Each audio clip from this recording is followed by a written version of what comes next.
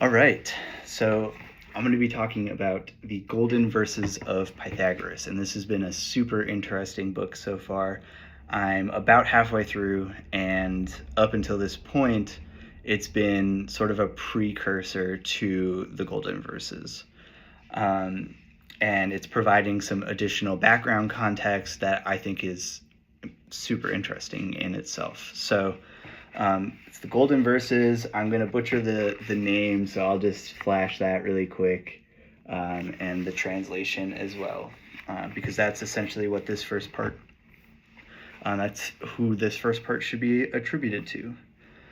And so the book begins with discourse on the essence and form of poetry, which I love as a distinction and as a kind of a thesis or a topic, point of view. Dissecting essence versus form. And this goes back to, and as explained in the book, Chancellor Bacon, and his tree of life, or tree of human knowledge, sorry. And you follow that up, and kind of in the basic fundamental kind of the roots of human knowledge, poetry distills into essence and form. And so what this gets into as well, right, the essence will, to clarify and provide some additional context here too, essence and form shows up in a number of other ways. It manifests slightly differently, but I think of Aristotle, right? The parts and the whole, or like it's the same idea of the essence might be your soul, but your form is your physical body, right? Or kind of, it's that dichotomy of life, basically, that everything has an essence and everything has a form. And so this moves into, as you're examining the form and essence of poetry, it gets into the differences between inspiration and how that translates to work, and identifies sort of what I would call divine inspiration or divine wisdom. That's inspiration that taps into like a godlike essence. It's a universal truth, right? And it's very original. I think kind of originality is a characteristic of this first type of inspiration. So he identifies someone like Homer as having, and I guess it's these thinkers that appear at these epics, epoch,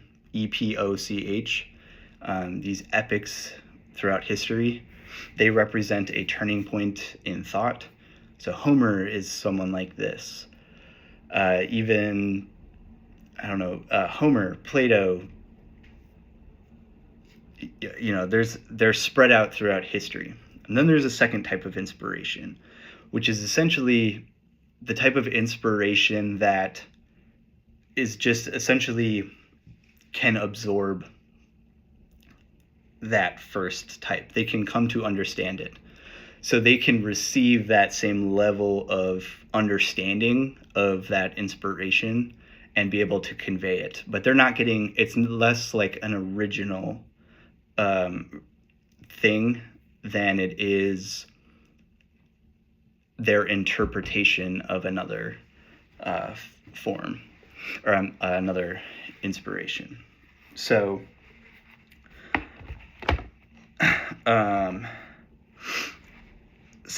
for it is well to remember that the allegorical history of these remote times, ancient history, written in a different spirit from the positive history which has succeeded it, resembled it in no way, and that it is in having confused them that so many grave errors have arisen. It is a very important observation that I again make here. This history, confided to the memory of men or preserved among the sacerdotal archives of the temples in detached fragments of poetry, considered things only from the moral side, was never occupied with individuals but saw only the masses, that is to say, peoples, corporations, sects, doctrines, even arts and scientists, as so many particular beings that it designated by a generic name.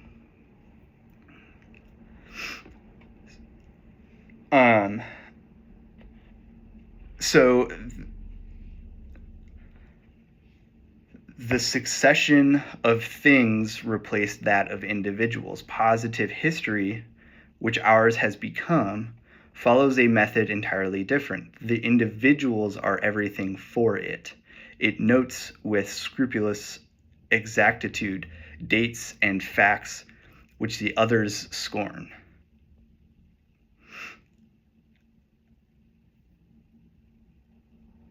So what's happening right now is we're talking about this these allegorical interpretations versus sort of this positive history. And so this is a distinction that I make in something like religion, and it's something that is mentioned throughout this, which is like these allegorical stories were written with a different spirit, right? And so over time, that interpretation gets lost in translation, and it's lost across languages, but also you're just distantly removed from the feelings that you would have experienced in the time that it was written. So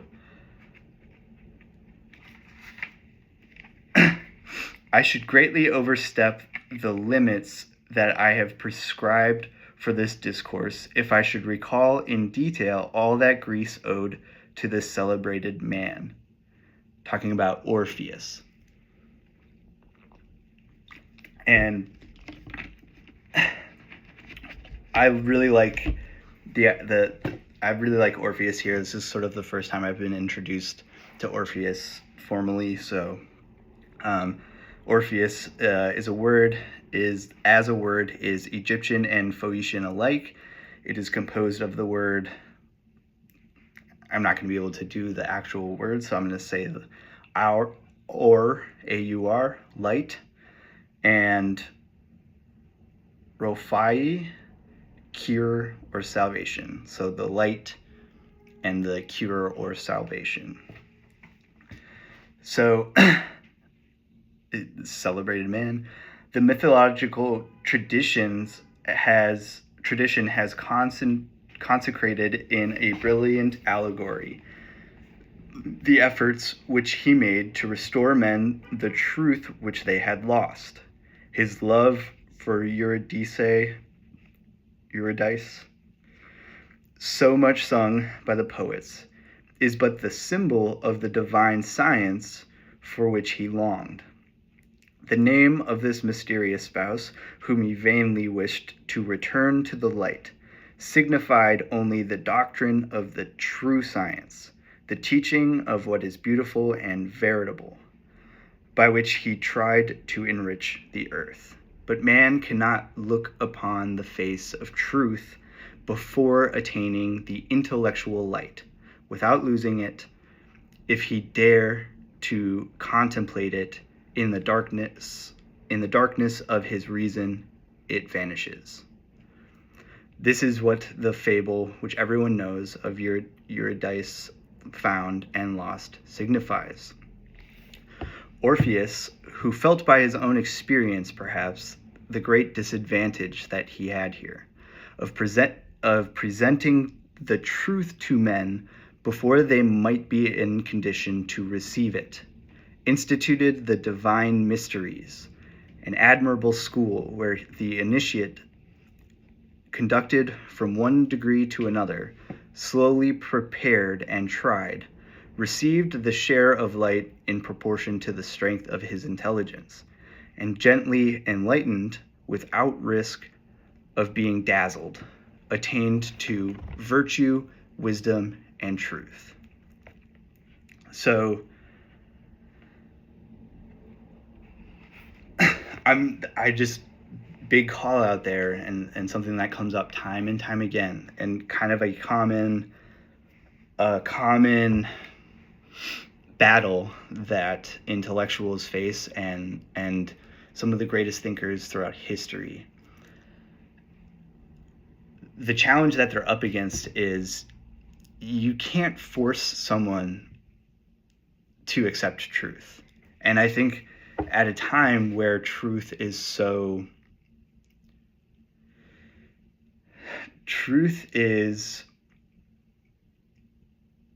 in a battle right now, to preserving truth, and the ability to see and understand it. That is the battle that our generation is facing right now. And it's not until people have kind of ignited that intellectual light, that desire to seek truth, they have to willingly opt into the pursuit of truth. And so I think one of the takeaways here is a great way to overcome this is by it's like a breadcrumb trail a little bit. And that's something that I really resonate with. It's something that I feel like that's a little bit what I'm doing. Like, I am figuring it out as I go. I'm trying to share the process of my pursuit of truth and wisdom, right? To hopefully ignite that light in other people. And you can't, it's amazing, really. It's a choice. Once you begin, and it's a choice that has to do with belief. Because once you believe in the ability for there to be deeper meaning, right? Like, simply believing that the greatest thinkers of all time, right? They're not just writing down words on a page. They're trying to share a deep divine wisdom, and they need to do it in a way that can stand the test of time. So they need to do it through symbols and allegories and all of these different things. So a lot of, I guess maybe the single most important thing is learn to read between the lines. And, you can't teach someone, right? Your words are going to fall on deaf ears if they're not ready to hear the truth. And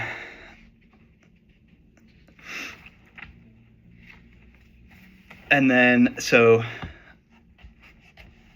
this goes on, and over time, poetry as is kind of outlined here, right? And kind of going back to Homer and breaking down, dissecting the form of poetry, but also its essence from Homer. Over time, poetry lost connection to that, or connection with, or unity to the divine source, the original divine source. So, let's see if this next page captures what I want to get in that.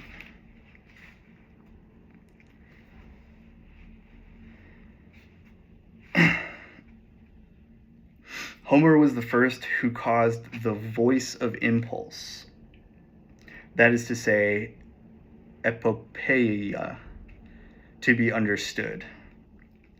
The word epopeia is taken from Greek, which designates alike a poet and an epic poem. It is derived from the Phoenician word apho, an impassioned transport, a vortex, an impulse, an enthusiasm, and phohi, a mouth, a discourse. One can observe that the Latin word verses, which is applied also to a thing which turns, which is borne along, and to a poetic verse, translates exactly the Greek word eros, whose root expressed a vortex. The Hebrew, I can't pronounce these words, signifies properly a wheel. So that kind of poetry which results from intellectual inspiration united to the enthusiasm of the passions. In order to attain to the perfection of this kind of poetry, it is necessary to unite to the imaginative faculty which feeds the genius, the reason which regulates the impulse, and the enthusiasm which inflames the mind and supplies the talent. Homer united them in the most eminent degree. Thus he possessed the first inspiration and the complete science, as much in its essence and in its form, for the poetic form is always dependent upon talent. So as I mentioned before, they were describing the first form of inspiration, the first type of inspiration, and it embodies both kind of this divine, it serves as almost a portal to this universal understanding, this divine like wisdom, and its perfection is in both the essence and the form. So the soul of the subject matter, but also how it's presented. And so how Homer wrote his inspiration is the form, but the inspiration, the essence, the genius of it is like this divine wisdom.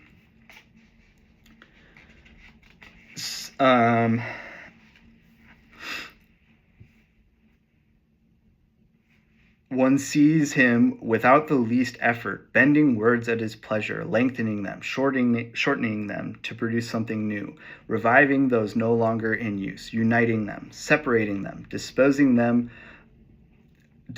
of them in an unaccustomed order, forcing them to adapt themselves everywhere to the harmony that he wishes to depict, to sentiments of elevation, of pleasure or terror that he wishes to inspire. Thus, genius, dominating form, creates masterpieces.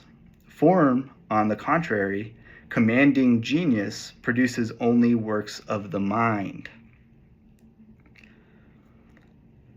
Whenever rhyme exists in the poetic form, it renders the form inflexible. It brings upon it only the effort of talent and renders that of intellectual inspiration useless. Never will the people who rhyme their verses attain to the height of poetic perfection. Never will real apopeia flourish in their breasts. So I call this out too, right? And a distinction here is important. So when you add parameters, like when you're conforming to form, I'm going to write something in this particular style. You're choosing to select the form and then go into your work. So you're not receiving the inspiration first. You're dictating your mental faculties. You're directing your mental faculties to completing something within this designated form. So the idea is that this true first type of inspiration, it's inspiration first, and it manifests in form however the receiver of that inspiration is most apt to do it, to execute that. And so, to clarify here, there's still genius in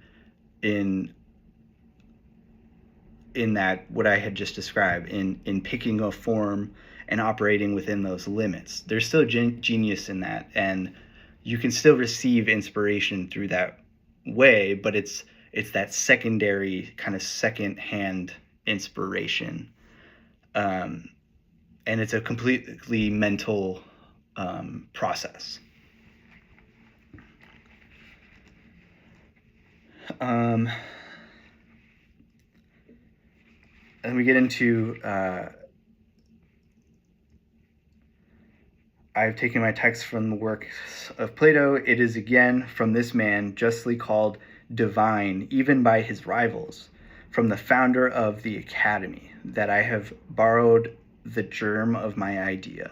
This philosopher compares the effect which the real poets have upon those who hear them with the magnetic stone, which not only attracts rings of iron, but communicates to them also the virtue of attracting other rings. It is nature, docile to the impulse which she has received of bringing all to perfection by means of time, elaborates slowly the elements of their genius, places them at great distances upon earth, and makes them appear at epochs very far removed one from another. It is necessary that these events, which determine these men toward an end, should be brought about in advance, that the physical conditions in which they are born coincide with the inspiration which attends them, and therefore everything prepares, everything protects, everything serves the providential design. These men, thus scattered over the earth, come among nations to form them, to give them laws, to enlighten and instruct them. They are the beacon lights of mankind. These are those to whom I attribute the first inspiration. And that's what I was mentioning earlier. These men, these more than once in a lifetime thinkers. These are once in an epoch. These are turning points of humanity. It's Homer, it's Plato, it's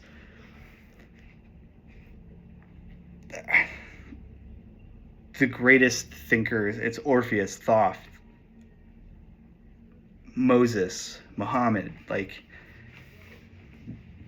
more than once in a generation thinkers.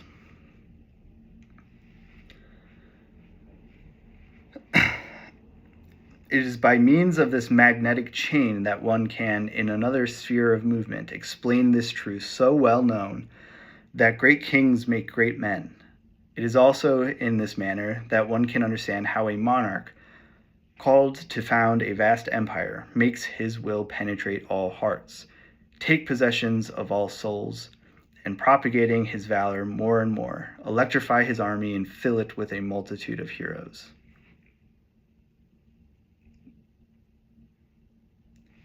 That's not what I meant to read. So, what I meant to read was this part. Those who follow in the footprints of these primordial men, who allow themselves to be impressed by their genius, receive what I call the second inspiration. They can still be great men, for those who assist them are very great. They can also communicate the inspiration, for it acts in them with an exuberant force. Let us confine ourselves to the poetic inspiration and listen to the voice of Plato. The muse inspires the poets directly, and these, communicating to others their enthusiasm, form a chain of inspired men. It is by means of this chain that the divinity attracts the souls of men and moves them at his pleasure, causing his virtue to pass from link to link, from the first inspired poet to the last of his readers or his rhapsodists. And then that's where, yeah, that chain.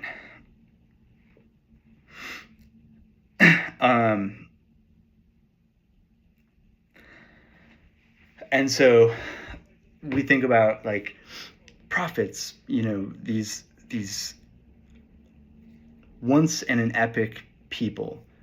Their thinking is so inspired. It's that first type of inspiration, and those who can understand and be moved by that inspiration follow in their footsteps. They become, for lack of a better term, their disciples.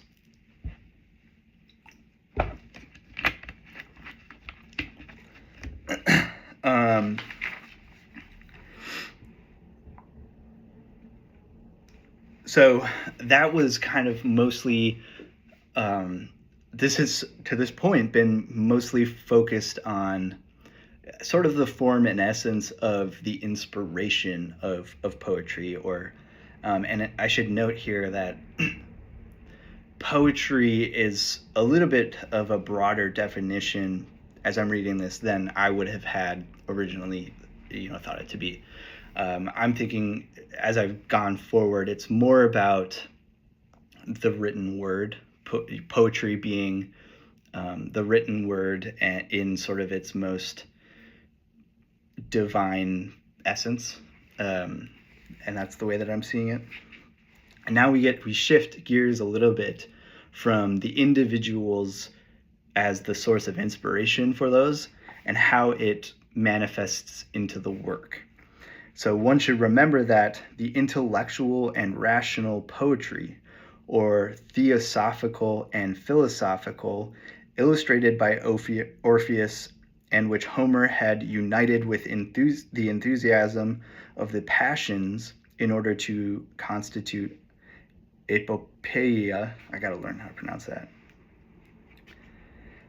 Although separated from the latter, existed nonetheless. There existed, therefore, at this epoch, two kinds of poetry, equally beautiful when they had attained their respective perfection. Eumolpic poetry and epic poetry. The first, intellectual and rational. The other, intellectual and passionate.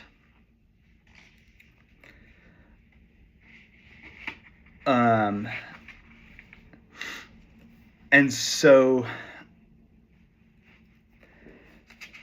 we're getting into, and those are kind of the original forms, intellectual and rational versus intellectual and passionate.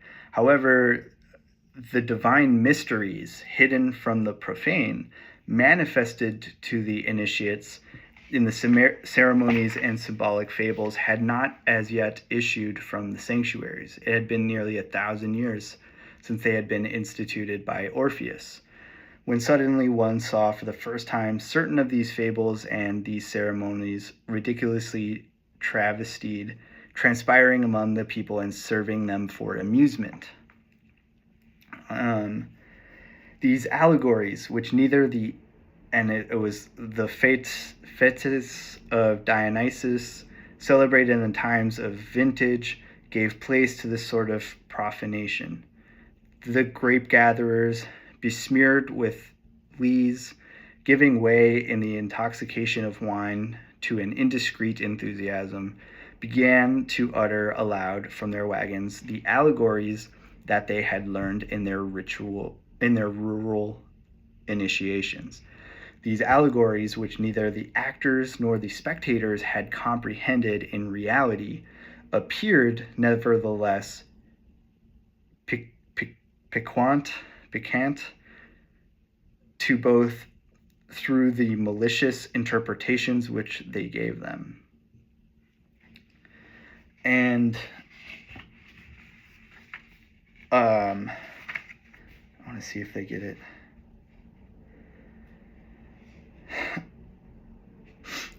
Then he moves on, and we get to this point where he's talking about how one feels after this that Greek tragedy had in its theatrical forms much in common with our modern operas. But what eminently distinguishes it is that, having come forth complete from the depths of the sanctuaries, it possessed a moral sense which the initiates understood.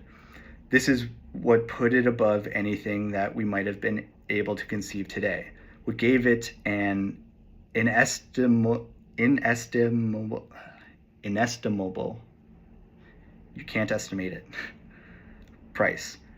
Whereas the vulgar, dazzled only by the pomp of the spectacle, allured by the beauty of the verse and the music, enjoyed merely a fleeting gratification.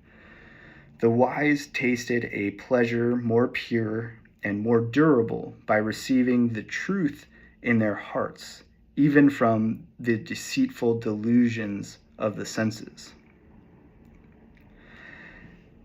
So, this and the previous excerpt that I had read, what he's describing here is what so these original sources and the original rituals and ceremonies and symbolism in their original form provided deeper meaning that people understood when they were experiencing them. And as these allegories became sort of their popular culture, and the introduction of theater and tragedy and comedy, right? Theater, which he expounds upon, where theater as an art itself began with a divine inspiration, right? To convey these things with deeper meaning. But that one quickly deteriorated because the spectacle of them producing these sound effects, thunder, lightning, these fireworks, things like that, the spectacle of it diluted the meaning of the allegories. And so quickly the theater came to lose that understanding of the underlying messages, the underlying truth in everything that was being communicated. And so I noted this, and this is a huge thing that I call out for today, is on the first part, that's exactly what our modern media is like. Our movies, TVs, everything basically is like this. And the scale at which it happens today is outstanding. And so I have no doubt that there are writers and directors and thinkers in that world, in Hollywood or wherever, who are providing that deeper underlying truth, but a majority of audiences can't understand that. They're there for the spectacle, for the entertainment factor of it. And in this last part, we're talking about the vulgar, dazzled only by the pomp of the spectacle, allured by the beauty of the verse and the music. They enjoy merely a fleeting gratification, whereas those connected to the source, the truth, the underlying truth, have a more lasting gratification that comes from it. It's so applicable today in this rapid kind of overconsumption of different things, right? And the nature of the system that we have around this, the huge apparatus for creating content and creating movies and TV and everything, is so dictated by the engagement with it, right? And therefore is really dictated by these fleeting gratifications of the people who aren't seeking that that more profound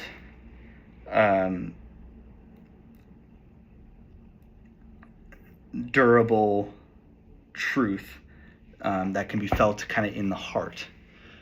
And we increasingly push toward that more fleeting version as we go along. This pleasure was as much greater as the inspiration of the poet had been more perfect, and as he had succeeded better in making the allegorical spirit felt without betraying the veil which covered it.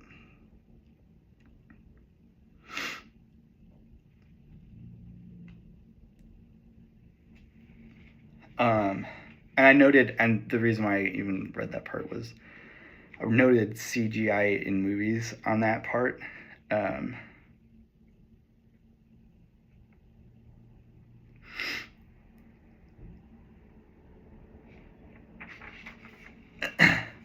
Which is like, so CGI, and I have an ongoing battle with CGI, it's an internal battle, but it,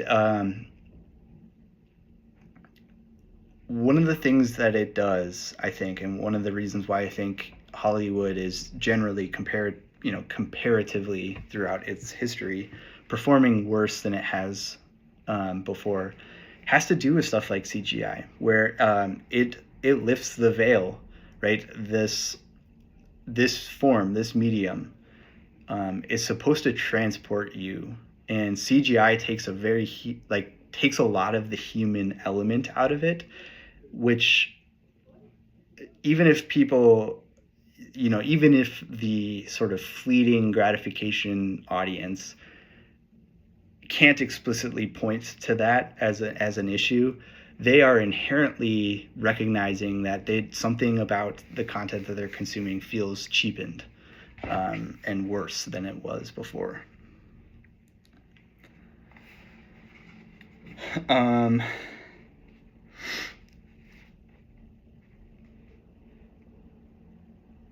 The theater, having become the school of the passions and offering to the soul no spiritual nourishment, opened a door through which doubt, contempt, and derision for the mysteries, the most sacrilegious audacity, and utter forgetfulness of the divinity insinuated themselves even unto the sanctuaries.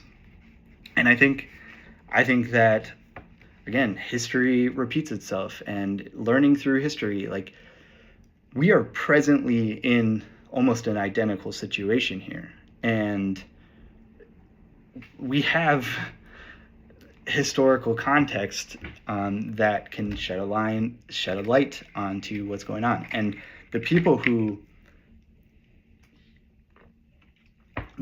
were examining what was going on at that time are a little bit more well-spoken and articulate than I would say today's critics are. And let me be clear on that, because I know that last part, it's becoming a school of passions and offering to the soul no spiritual nourishment. Like, this feels like a very, Jesus won't be happy with whatever. The point that I take away, are the things that we are producing today, they don't provide the nourishment for the soul. They're offering no spiritual nourishment. And what happens when that, so then he's saying the consequence when you're not offering that spiritual nourishment, doubt, contempt, and derision for the mysteries, and forgetfulness of the divinity become common, right? And so you take these allegories, these stories, which in their truest form are advocating for things like virtue, They tell something that nourishes the soul, how to live a good life, something like what is the right and wrong, types of questions, moral dilemmas, things that your soul, that nourishes your soul. Without that, right? And when those meanings or those virtues, those things don't feel present in the presentation of them, that's where it begins to become very easy to doubt the institutions that advocate for those things. You begin to doubt the entire thing. And again, this circles back to the idea that, origin stories, the divinity here,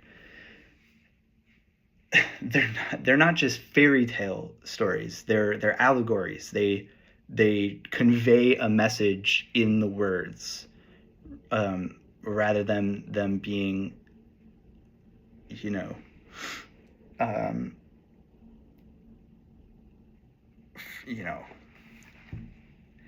right? I don't know. It's hard to express what that excerpt truly means. What idea could be formed then of their weaknesses, of their crimes, of their arduous or ridiculous conduct, particularly when these weaknesses or these crimes were no longer represented as allegories from which it was necessary to seek the meaning, but as historical events or frivolous plays of the imagination? The people, according to the degree of their intelligence, became either impious or superstitious. The savants professed to doubt all, and the influential men, by feigning to believe all, regarded all parties with an equal indifference. This is exactly what happened. The mysteries became corrupt because one was accustomed to regard them as corrupt, and the people became intolerant and fanatical, each one cringing with fear lest he be judged what he really was, namely impious. Such was the effect of dramatic art in Greece. This effect, at first imperceptible, just like today, became manifest to the eyes of the sages. When the people became the dictators of the theater, just like today, and ignored the judges named to pronounce upon the works of the poets, when the poets, jealous of obtaining the approval of the multitude, just like today, consulted its taste rather than truth, its versatile passions rather than reason, and sacrificed to its caprices the law of honesty and excellence, just like today. I'm adding just like today every single time there. So, namely, one of the things being pointed out here is, like, they began talking about these things that are allegories. They expressed deeper meaning. They were meant to be examined, and you're supposed to extract virtues and truth from them. And when you start to look at these things as like historical events, and kind of a point, like a point that was made was, they began looking at, they could scrutinize the exact historical date, the chronological order of these things. That's how intellectuals began viewing all of these things, and they totally neglected the allegorical piece of it. They totally neglected the interpretation of everything, and instead placed the emphasis on the historical timeline and a very rational assessment of them, rather than for what they were, allegories. And so and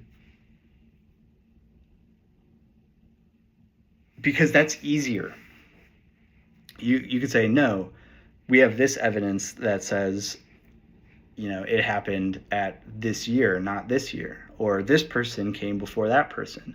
And so as an audience, like, it becomes easier to scrutinize this way, and it makes you feel like you know a lot without having to do a lot of intellectual straining, intellectual weightlifting. And so it becomes popular, right, when the people become the dictators of the theater, when you're seeking that popularity, right, and all directors are up against the challenge of being able to stay afloat by appealing to the masses, right? Then you're forced to neglect excellence and truth and honesty in order to do that.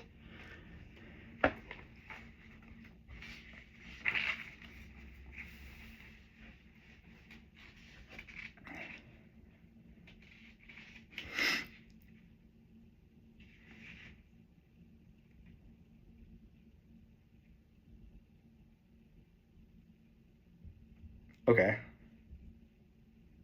It is true that sometime after, Meander tried to reform this terrible abuse and gave to comedy a form less revolting, but he was only able to do so by detaching it completely from its origin, that is to say, by severing it from all that it had preserved, intellectually and allegorically, and reducing it to the representation of certain tableaux and certain events of the social life. Think, like, that is huge today. That is so evident. Think about all of the reality TV shows.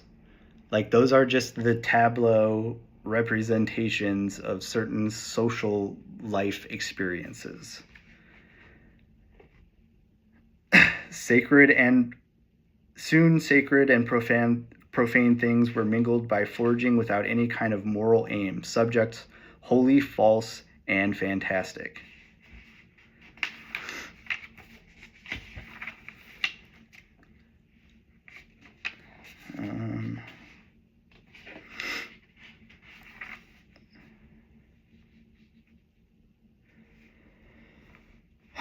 So then we get into the Romans were unable to do for dramatic art. They were deprived of intellectual inspiration, incapable of distinguishing in poetry the essence from the form, following what the degenerated theater and inspired declamations of Euhemerus had taught them.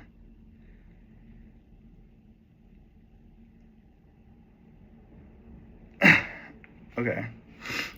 Imagined foolishly that the gods and heroes of antiquity, having been only men stronger and more powerful than others, mythology was only a crude collection of historic facts disfigured, and epopeia only an emphatic discourse upon the same facts.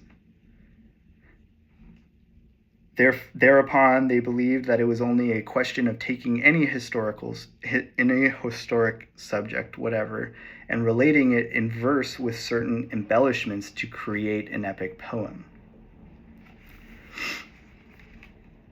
It has considered them merely the inventors of a kind of bastard poetry, which might be called historic poetry.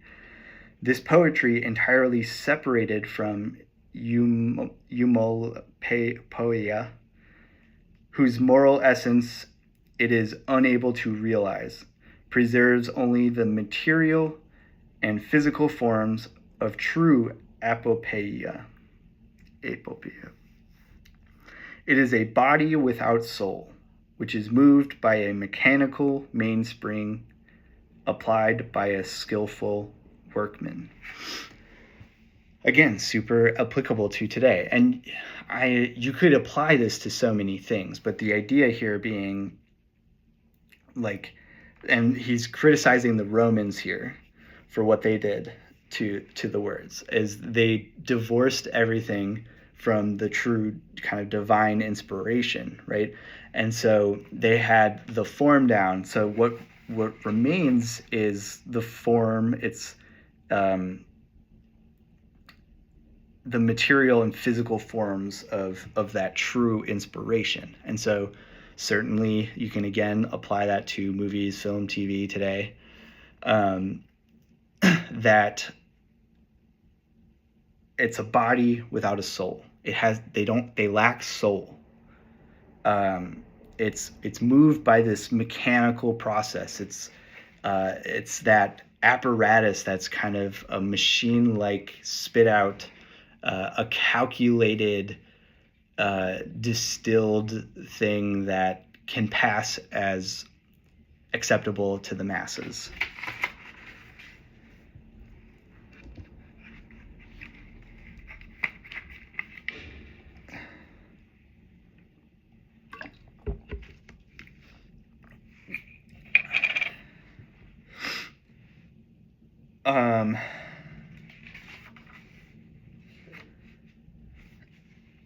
And then just noting, there was a very extraordinary century in which Mohammed II, Lorenzo de' Medici, Vasco da Gama, and Christopher Columbus, Theodorus Gaza, and Pico de Mirandola, Leonardo da Vinci, Bojardo, Leo X, and Luther.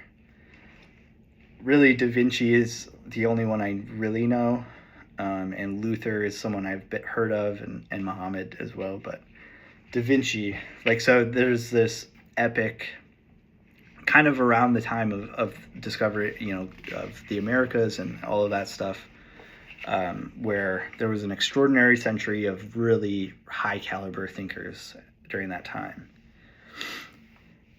It is necessary at first that I repeat a truth which I have already said, that intellectual nature is always one and the same, whereas physical nature varies, changes unceasingly with the time and place, and is modified in 1,000 ways according to circumstances. And so coming from this is a very, this is where I introduce or had a string of thoughts about this, that intellectual nature is always the same, but physical nature varies, is always changing. Think about our universe. Our physical universe is always changing. There's birth, growth, death, and there's this constant cycle, and that affects different things. And Earth has taken many physical forms throughout its history. But these intellectual kind of divine wisdom, the essence of it, the underlying essence here, and the things that are passed down from generations, the thing that makes Homer or Plato relevant today is that intellectual immortality of those ideas. And so I think the greatest works of inspiration, the most lasting ones, right? They marry this infinite nature of divine wisdom with a form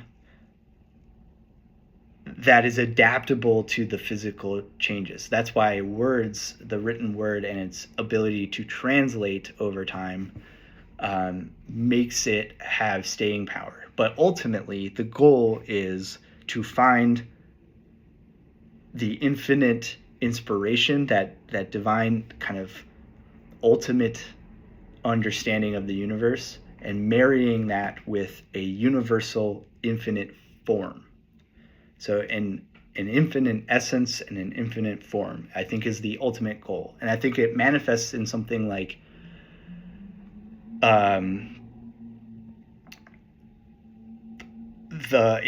in science, the theory of everything, right? That's kind of the goal there, is to find the source, right? The singularity, and to represent it in a way that is infinite.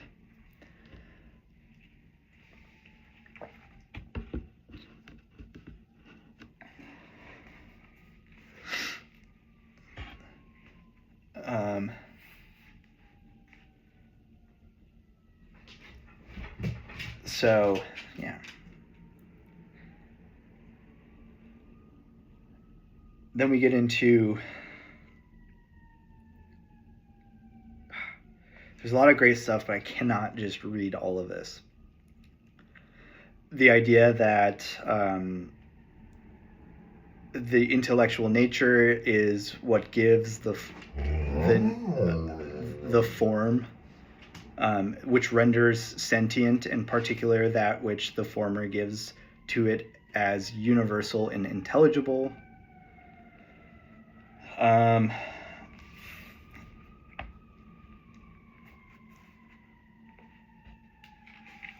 Yeah. 66 and 67. And I guess I will just leave it at that for now. And kind of merging that, so I just talked about the kind of the infinite idea and the infinite form. A science, as is used in this book, but I think of like kind of a regimented study, a kind of intentional study, creates an aspirational goal for people to strive toward over generations. So the quality of this divine wisdom, or maybe, yeah, right? The quality of that is in its length, its durability over time. So one example that I make here has to do with physics, because we were just at a moment where people were worried that physics had reached a dead end. And so, you think about what Einstein, what Hawking, their pursuits were doing, what they were striving to, this sort of generational goal, the theory of everything, getting closer, it seemed like, to the understanding of where everything comes from and how everything operates. It seemed like we were hitting this dead end. There were walls had been put up where the limitations of physics were being tested, and it seemed like we had almost closed the box.